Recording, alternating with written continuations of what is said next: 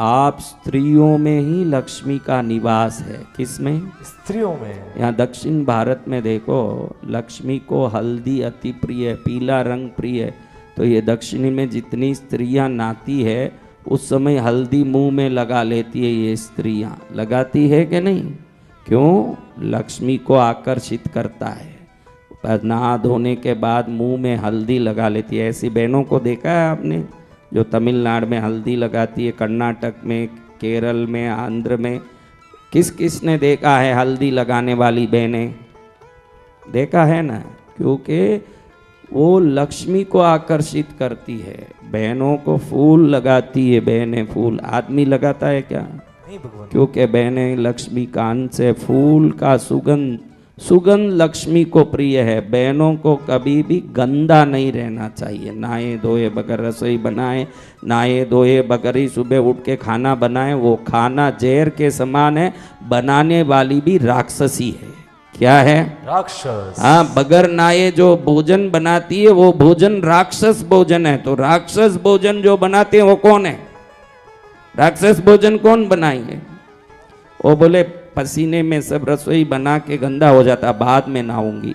बाद में नहा के क्या करेगी? पहले नहा धो के रसोई बनाएगी तो तेरी शुद्धि भोजन के तरंग में जाएगा। वो भोजन औषधि बन के परिवार वालों की बीमारी को मिटाएगा, कष्ट मिटाएगा। खुद ही गंदे रहने का काम करे। हाँ, बहनों को अच्छे से देखो। यहाँ तमिलनाडु में ये सब शास्त्र जानकार क्षेत्र है। हल्दी मुंह में लगा के, फूल बाल में लगा के। नॉर्थ इंडिया में इतने फूल नहीं लगाते हैं। फूल कहाँ लगाते हैं? आपने देखा ना, फूल कहाँ लगाते हैं? पीछे बाल में। नॉर्थ इंडिया में तो अधिकतर भूतनियों की तरह घूम रही है, बाल ऐसे खुला छोड़ दिया। कैसे? आजकल बाल की चोटी बनाने वाली कितनी है? हाँ, स्त्री लक्ष्मी का अंश है। अगर वो लक्ष्मी माँ प्रसन्न हो, वैसे पवित्र, शुद्ध और आचरण युक्त जीवन जिएगी, उस घर में कभी पैसे की कमी नहीं होगी। ये गारंटी की बात। ये बहन के हाथ में ही है वो काम। किसके हाथ में है? बहन के। पुरुष कितना भी कमा के आए, अगर स्त्री मितभाषी हो, कम बोले। देखो लक्ष्मी क्या विष्णु से लड़ती होगी? विष्णु को झगड़ा करके परेशान करती होगी? तो जैसी लक्ष्मी विष्णु से बर्ताव करती है, व्यवहार करती है, वैसे आप पति के साथ करोगी तो आप भी लक्ष्मी बन जाओगी। इसमें कोई डाउट नहीं है। आप ये ध्यान रखो, जैसे लक्ष्मी रहती है वैसे रहना पड़ेगा। कैसे रहना पड़ेगा? लक्ष्मी रहती है वैसे। लक्ष्मी कैसे रहती होगी? नहा धो के, एकदम गहने वगने पहन के, खूब गहना पहनना। लेकिन इसलिए पति को परेशान नहीं करना। गुरुदेव बोल दिए गहने लाओ, पहनना है, गहने लाओ, खूब गहने लाओ। गुरुदेव ये नहीं बोल रहे। घर में है तो पहन, नहीं तो पवित्र रहेगी तो अपने आप गहना आएगा, बाद में पहन लेना, अपने आप सब आएगा। मेरा बात सुन के फिर पति को परेशान करेगी, पति भी दुखी होगा कि गुरुदेव ने क्या ये बोल दिया और ये परेशान कर रही है। गुरुदेव ये नहीं बोल रहे हैं कि पति के परेशान करो। तुम्हारे पियर से बहुत लाई हो तो पहनो, नहीं तो इतनी लक्ष्मी की तरह रहो कि गहने अपने आप आए, ऐसे फटाफट आए गहने। लक्ष्मी तो देवलोक में क्या खाली खाली रहेगी क्या? नहीं भगवान। लक्ष्मी किसको कहते हैं? पूरा गहने से श्रृंगारित, सज्जित, सुसज्जित रहती है। कैसे रहती है? तो आप भी सुसज्जित रहना है। ऐसे देखो, कभी भी शाम के समय में गहना खोल के रखना नहीं।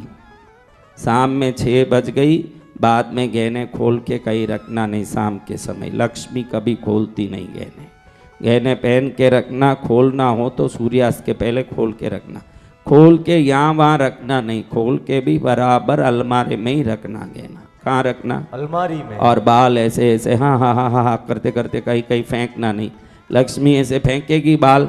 नहीं भगवान। हाँ, उधर बालकनी में देखती देखते ऐसे ऐसे करें, ऐसे ही बाल लेके नीचे डालें। जो आ रहा है उसके सिर पर गिरे नीचे, उसी को आशीर्वाद मिल गया इसके बाल का।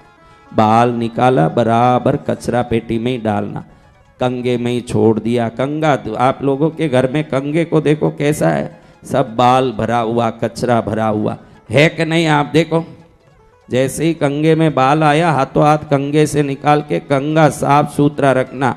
जिसके घर में कंगे में बाल अटका हो उसके काम अटक जाएंगे, ये गारंटी की बात है।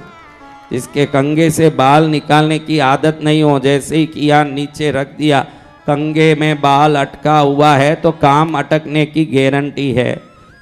कंगा भी आपके कार्य के सफलता का एक प्रतीक चिन्ह है। जिसके घर में कंगा शुद्ध होगा उसके काम भी तुरंत सफल और हाथों हाथ उनके जीवन में मंगल होगा। क्या होगा? मंगल होगा।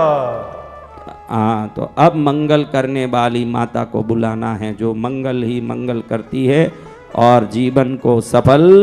ओम हेम प्राकार मध्ये सुरभिटभितटे रत्नपीठाधिरूढे ध्यायेतामक्षिणीं वै परिमलकुसुमोद्भासितं मिल्लभारां पीनो तुंगस्तनाढ्यां कुवलयनेनां रत्नकाञ्चीकराभ्यां भ्राम्यत् रक्तोत्पलाभ्यां नवरविवसनां रक्तभूषाङ्गरागाम्